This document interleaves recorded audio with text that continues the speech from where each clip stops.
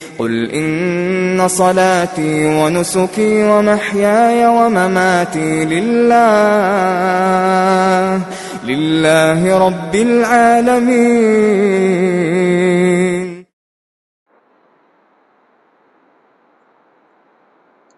بسم الله والحمد لله والصلاة والسلام على رسول الله أما بعد. أعوذ بالله السميع العليم من الشيطان الرجيم. بسم الله الرحمن الرحيم.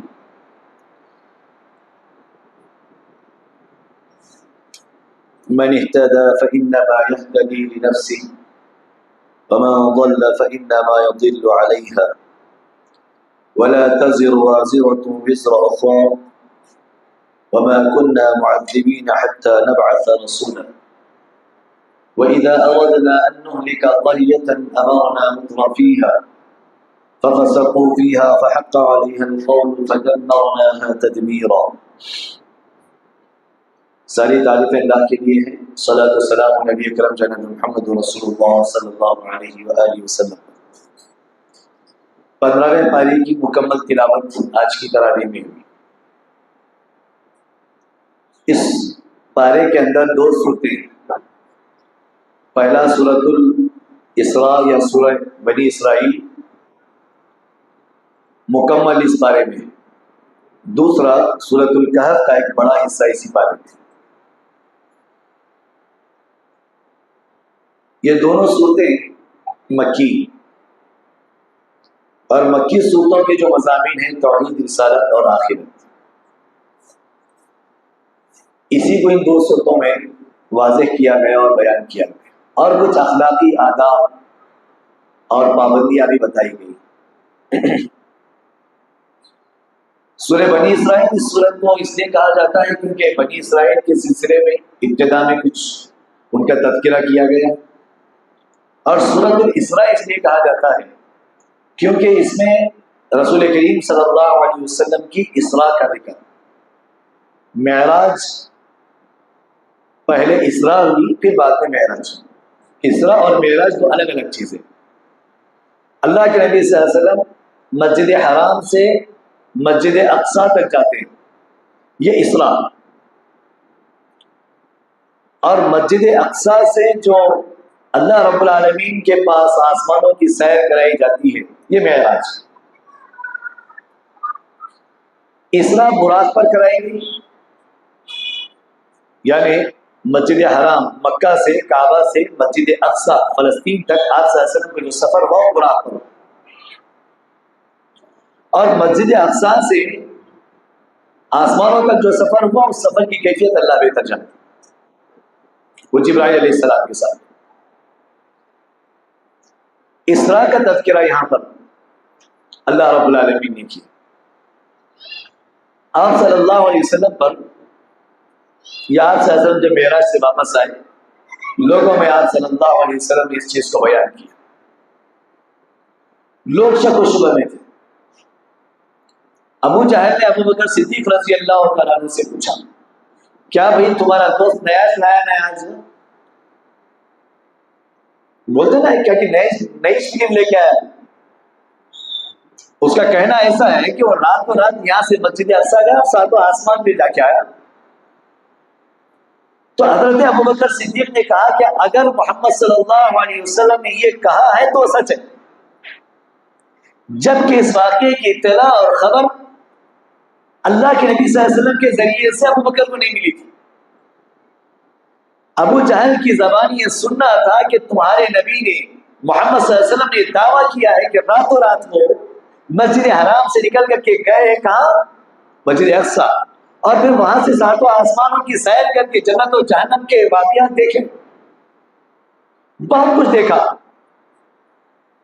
اور پھر واپس آئے راتوں رات.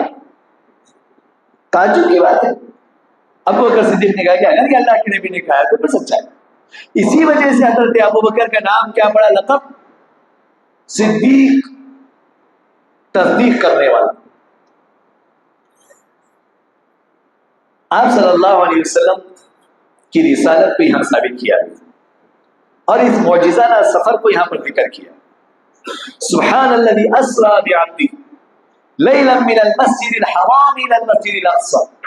بڑی پاک ہے وہ ذات جس نے اپنے بندے کو لے کر کے سفر کیا، اپنے بندے کو سفر کروایا ایک ہی رات میں مسجد حرام سے مسجد اقصی۔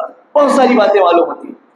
پہلی بات یہ معلوم ہوتی ہے کہ اللہ کے نبی صلی اللہ علیہ وسلم بذات خود اتنا لمبا سفر کرنے کے متحمل اور طاقت مند نہیں تھے۔ آپ کے پاس وہ طاقت نہیں تھی کہ اتنا لمبا سفر خود کر سکے، اللہ نے سفر کرایا۔ دوسری بات اس آیت میں یہ معلوم ہوتی ہے اسرا بعبدہ، اپنے بندے کو اللہ تعالیٰ نے لے کر کے سفر کرایا۔ بندہ مطلب اللہ کا غلام، جیسے ہم سب اللہ کے بندے ہیں۔ اشہد ان لا الہ الا اللہ واشہد ان محمدا عبدہ ورسولہ، کہ اللہ کے رسول صلی اللہ علیہ وسلم کے بارے میں ہم جیسے آپ کی رسالت کی گواہی دے رہے ہیں، اس سے پہلے آپ کے اللہ کے بندے ہونے کی گواہی دے رہے ہیں۔ اس آیت میں بتایا جا رہا ہے کہ اللہ کے رسول صلی اللہ علیہ وسلم اللہ کے بندے ہیں، اللہ کے غلام ہیں، انسان۔ آپ فرشتے نہیں تھے، کیونکہ آگے سورۃ الکہف آ رہی ہے۔ سورۃ الکہف کی آخری آیت میں اللہ نے کہا کہ انما انا بشر مثلکم، میں تو تمہاری جیسا ہی انسان، مجھ میں تم میں بس فرق اتنا ہے کہ میرے پاس وہی آتی ہے، تمہارے پاس نہیں آتی۔ اور یہاں ایک فرق یہ بتایا جا رہا ہے کہ بندہ تو میں اللہ کا ہوں، محمد صلی اللہ علیہ وسلم اللہ کے بندے، لیکن ہم میں اور آپ علیہ السلام میں فرق یہ ہے کہ آپ کو اسراء بھی کرائے گی اور معراج بھی کرائے گی، ہم نہیں کر سکتے۔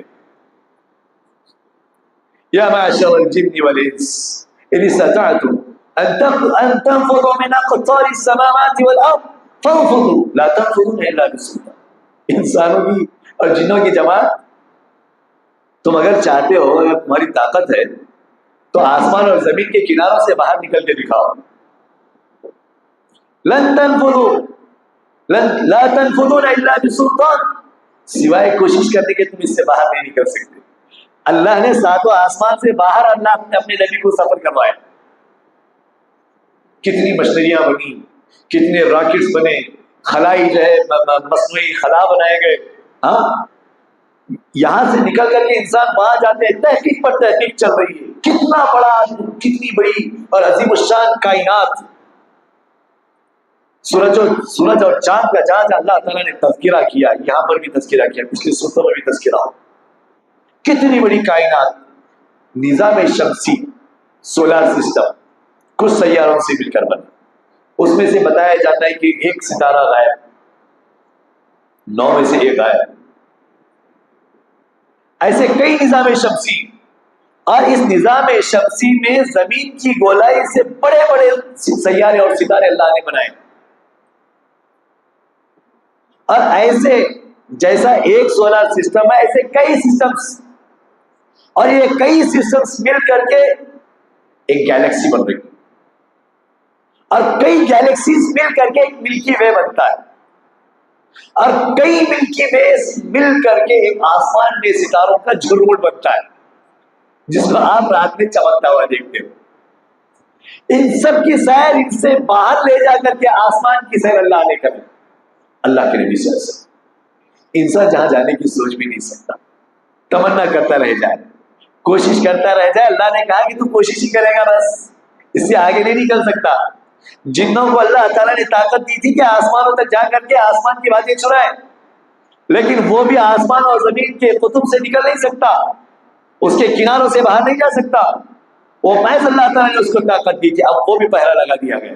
فَأَتْبَعَهُ شِهَابٌ مُبِينٌ فَأَتْبَعَهُ شِهَابٌ ثَاقِبٌ، وہ باتیں اللہ کی طرف سے آسمان کی طرف باتیں چرانے کے لیے جائے تو اللہ تعالیٰ اس پر انگارے لے کر کے مارے۔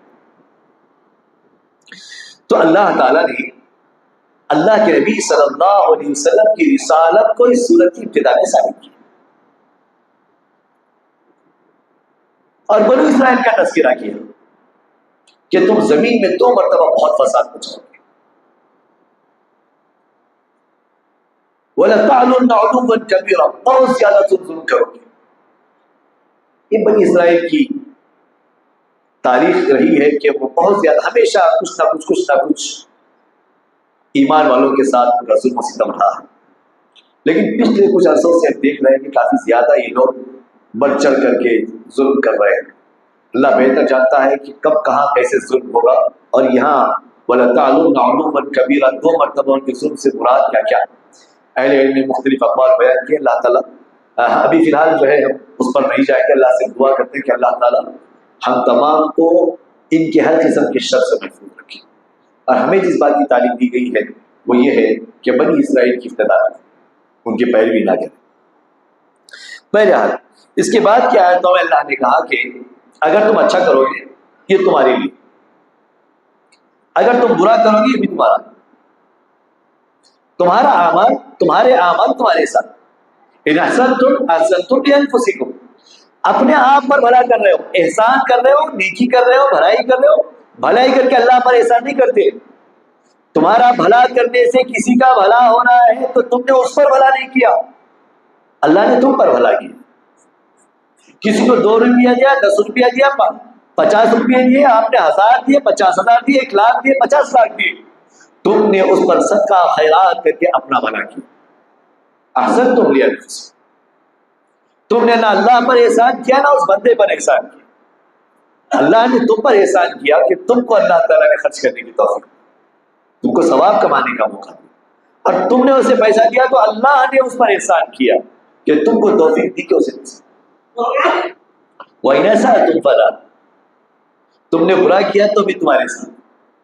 نیکی اور برائی کے سلسلے میں اللہ تعالیٰ کا ایک بڑا اچھا, اللہ کی ایک بڑی اچھی ریت یہ ہے کہ انسان اگر کوئی نیکی کرتا ہے تو الحسنۃ بعشر امثالها, ایک نیکی کو 10 گنا بڑا کر کے دیتا ہے, بڑا چڑھا کر کے دیتا ہے.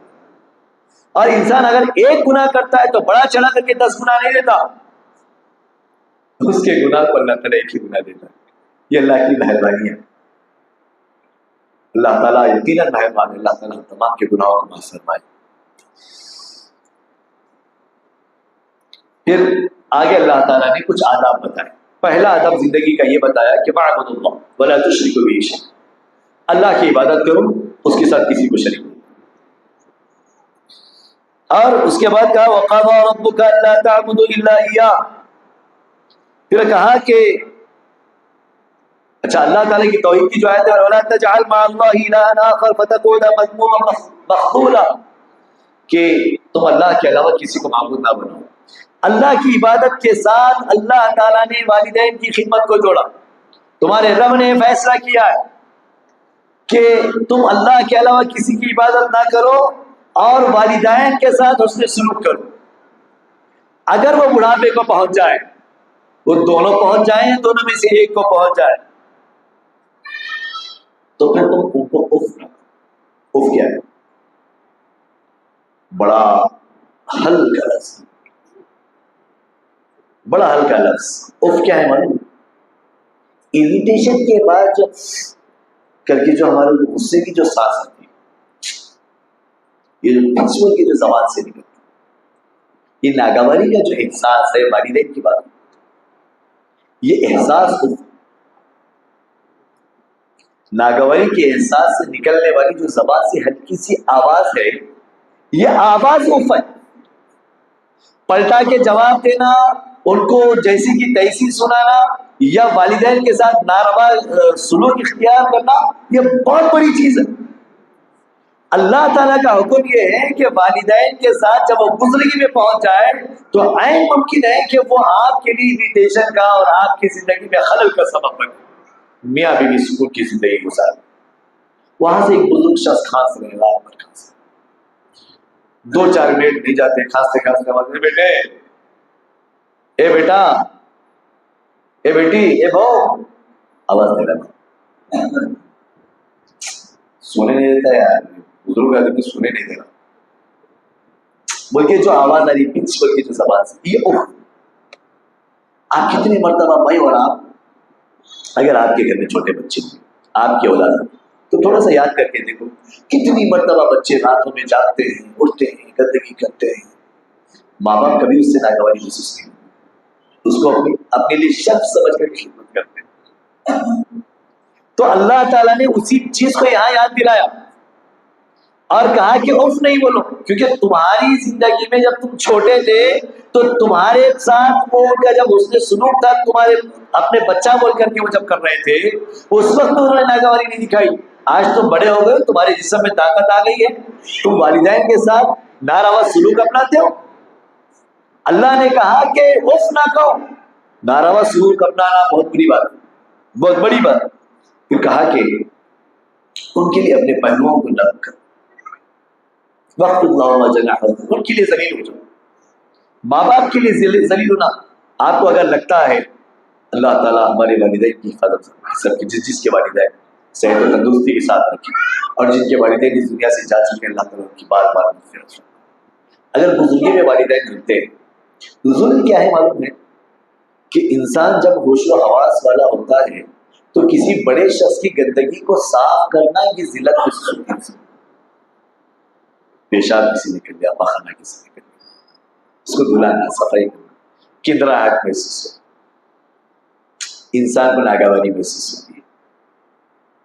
اللہ نے کہا کہ وَخْفِضْ لَهُمَا جَنَاحَ الذُّلِّ مِنَ الرَّحْمَةِ، ان کے ساتھ اتنا رحیم و کریم ہو جاؤ کہ آپ کو وہ جو ذلت کا احساس ہے وہ ذلت کا احساس ختم ہو جائے. آپ اپنے بازوؤں کو والدین کے لیے نرم کرو. اللہ تمام کو توفیق عطا فرمائے اور ہمارے والدین کو اس ارذل عمر سے بچائے جس جگہ خدمت کرنے کی بات کی جائے. وَقُلْ لَهُمَا قَوْلًا كَرِيمًا، بات جب بھی کرو اچھی بات، اچھی بات، قول کریم. اور اللہ تعالیٰ نے کہا کہ دعا بھی کرتے رہو، رب ارحمہما کما ربیانی صغیرا، اے اللہ ان پر تو ایسے رحم فرما جیسے میرے بچپن میں ان کے ساتھ انہوں نے میری تربیت کی، میرے ساتھ سلوک کی، تو ان کے ساتھ ویسے رحم فرما. اس کے بعد اللہ تعالیٰ نے بہت سارے آداب سکھائے. کہا کہ غریبوں کو کہا دو، مسکینوں کو دو، مسافروں کو دو، فضول خرچی نہ کرو، فضول خرچی کرنے والے شیطان کے بھائی ہیں. حد سے زیادہ خرچہ بھی نہ کرو، حد سے زیادہ مال کو بچا کر کے بخیلی نہ کرو. اور جو ہے اور اللہ تعالیٰ نے یہ کہا کہ جو ہے کیا بولتے ہیں، اپنے اولاد کو خرچ کرنے کے ڈر سے قتل نہ کرو. یہ آداب سکھائے گئے. اللہ تعالیٰ تمہیں بھی کھلاتا ہے، انہیں بھی کھلاتا ہے. کہیں اللہ نے کہا کہ وہ انہیں بھی کھلاتا ہے، تمہیں بھی کھلاتا ہے. اور اللہ تعالیٰ نے آداب یہ بھی سکھائے کہ زنا کے قریب نہ جاؤ، یہ فحش کام ہے. اور ایسے ہی کسی کو قتل کرنے سے اللہ تعالیٰ نے منع فرمایا. قیامت کے اللہ تعالیٰ اس کا حساب دے گا. یتیم کا مال کھانے سے منع فرمایا. اور ایسے اللہ رب العالمین نے جب آپ بیچتے ہو تو وزن برابر کر کے بیچو. جن قوموں کو اللہ تعالیٰ نے ہلاک کیا اس میں سے کچھ قومیں ایسی تھی جو لیتے تھے تو بڑا بڑا کر کے لیتے تھے، جب بیچتے تھے تو کھٹا کھٹا کر کے بیچتے تھے. 5 گرام 10 گرام کسی کو زیادہ کر کے دینے پر تمہاری دولتوں کے اموال رک نہیں جاتے. اللہ نے کہا کہ باقاعدہ وزن کو باقاعدہ برابر بیچو. وزنوا بالقسطاس المستقیم، اور جس چیز کا تمہیں علم نہیں ہے وہاں زبان کا راضی نہ کرو، کیونکہ تمہارے کان، تمہاری آنکھ اور تمہارے دل ہر چیز کے بارے میں اللہ تعالیٰ کے پاس سوال ہے. پھر ایک ادب یہ بھی سکھایا جا رہا ہے کہ زمین پر اکڑ کر کے نہ چلو، کیونکہ زمین کو نہ پھاڑ سکتے ہو، نہ آسمان کی بلندی یا پہاڑوں کی اونچائی کو تم پہنچ سکتے ہو. اکڑنے سے تمہارا 6 فٹ کا جو ہائٹ ہے وہ 6 فٹ ہی رہے گا. 5 فٹ 2 انچ ہے تو 5 فٹ 2 انچ ہی رہے گا، اس سے بڑھنے والے نہیں ہے. اور نہ اکڑ کر چلنے سے زمین پھٹنے والی ہے. یہ سب اخلاق بتائے. پھر اللہ تعالیٰ نے کہا کہ دیکھو اللہ تعالیٰ نے اپنے لیے بیٹیاں نہیں بنائی، عیسائیوں کا رد کیا. اور ایسے اللہ تعالیٰ نے مشرکین کا رد کیا، وہ فرشتوں کو اللہ تعالیٰ کی بیٹیاں قرار دیتے. پھر اللہ تعالیٰ نے توحید کی بہت ساری باتیں بتائی اور مشرکین کے اعتراضات بیان کیے کہ دیکھو تمہارے سے وہ یہ مانگتے ہیں کہ تم فرشتوں کو لے کر کے آؤ، زمین پر چل کر کے دکھاؤ، آسمان پر چھوڑ کے دکھاؤ. سمجھ رہے ہیں؟ تمہارے پاس کوئی ایسا باغ ہونا چاہیے جس کے نیچے نہریں بہ رہی ہوں گی، تمہارے پاس کوئی چمکتا دمکتا ہیرے جواہرات والا گھر ہونا چاہیے. آپ کہہ دو کہ هل كنت الا بشرا رسولا، میں ایک انسان ہوں بس میں رسول. ایسے بیکار کے سوالات مجھ سے مت کرو. اگر آسمان سے زمین پر فرشتے آرام سے چلتے پھرتے ہوتے، تمہارا اگر یہ ماننا ہے کہ نبی اگر کوئی ہوتا تو فرشتہ ہونا چاہیے، تو اگر زمین پر فرشتے رہتے تو فرشتوں کی ہدایت کے لیے اللہ تعالیٰ کسی فرشتے کو رسول بنا کر کے بھیجتا. زمین پر انسان رہتے ہیں تو اللہ نے انسان کو انسانی رسول بنا کر کے بھیجا. پھر اللہ تعالیٰ نے کہا انہی آیتوں میں مطلب سورہ بنی اسرائیل کے اندر ہی کہ تمہارے اعمال کا اللہ تعالیٰ کے پاس حساب نہیں. تمہارے گلے میں تمہارا نامہ اعمال لٹکا ہوگا. جس نے اچھا کیا اس کے ساتھ اچھا ہوگا, جس نے برا کیا اس کا حساب برابر سرابر اس کو دینا. وَكُلَّ إِنسَانٍ أَلْزَمْنَاهُ طَائِرَهُ فِي عُنُقِهِ وَنُخْرِجُ لَهُ يَوْمَ الْقِيَامَةِ كِتَابًا يَلْقَاهُ مَنشُورًا اقْرَأْ كِتَابَكَ كَفَى بِنَفْسِكَ الْيَوْمَ عَلَيْكَ حَسِيبًا. پھر آگے کہا کہ جو ہدایت پر آتا ہے ہدایت اسی کی ہے, اور جو گمراہ ہوتا ہے گمراہی اسی کی. یہودیوں نے مشرکین مکہ کے ذریعے سے اللہ کے نبی صلی اللہ علیہ وسلم سے 3 سوالات کیے. ان 2 صورتوں کے اندر 3 سوالات کے جواب دیے. پہلا سوال یہ کیا کہ روح کیا ہے. دوسرا سوال کیا کہ اصحاب کہف کیا کون. تیسرا سوال کیا کہ ذوالقرنین کون ہے, کا واقعہ کیا. اللہ کے نبی صلی اللہ علیہ وسلم نے کہا کہ کل بولو. انشاءاللہ نہیں کہا. انشاءاللہ اللہ کے رسول صلی اللہ علیہ وسلم نے نہیں کہا. تو سورہ کہف کے اندر اللہ تعالیٰ نے جب ایک عرصے کے انتظار کے بعد یہ سورت نازل ہوئی, اس کے سوالات کے جوابات نازل ہوئے, اور مشرکین مکہ تاج میں ہے کہ کل کب آ رہا محمد, کیا جواب دیتے کیا نہیں دیتے. یہ مذاق پہ لگے ہوئے مشرکین, سمجھ رہے ہیں. ایک لمبے انتظار کے بعد جب وہی آئی تو اللہ نے کہا کہ وَلَا تَقُولَنَّ لِشَيْءٍ إِنِّي فَاعِلٌ ذَلِكَ غَدًا, میں کل کرنے والا ہوں ایسا مت بولو. اِلَّا أَن يَشَاءَ اللَّهُ, انشاءاللہ کے ساتھ بولو, اگر اللہ چاہے تو میں بولوں گا. اچھا یہاں پر ایک بات اور بہت اچھی بات ہے, یاد رکھ لیجیے. جن کاموں کو ہم اپنی ذمہ داری میں لیتے ہیں اس پہ ہم انشاءاللہ بولیں گے. جیسے میں یہ کہہ رہا ہوں کہ کل صبح میں اس بارے میں بولوں گا, تو مجھے کیا بولنا چاہیے, انشاءاللہ. اگر میں یہ بول رہا ہوں کہ اللہ تعالیٰ تمہیں ضرور دے گا, تو مجھے انشاءاللہ نہیں بولنا چاہیے. جس کو اللہ کے حوالے تم کر رہے ہو وہ دعا ہی ہے, جملہ ہے. اور دعا میں اللہ کو آپشن نہیں دینا ہے, اللہ تو چاہے تو کر چاہے تو نہ کر والا. دعا اللہ سے لڑ کر ضد کر کے مانگنے کی چیز ہے. وہاں انشاءاللہ نہیں بولی, ارے اللہ ضرور کرتا جی بولے تو سامنے والا کیا بولتا انشاءاللہ. وہ انشاءاللہ بولنا غلط.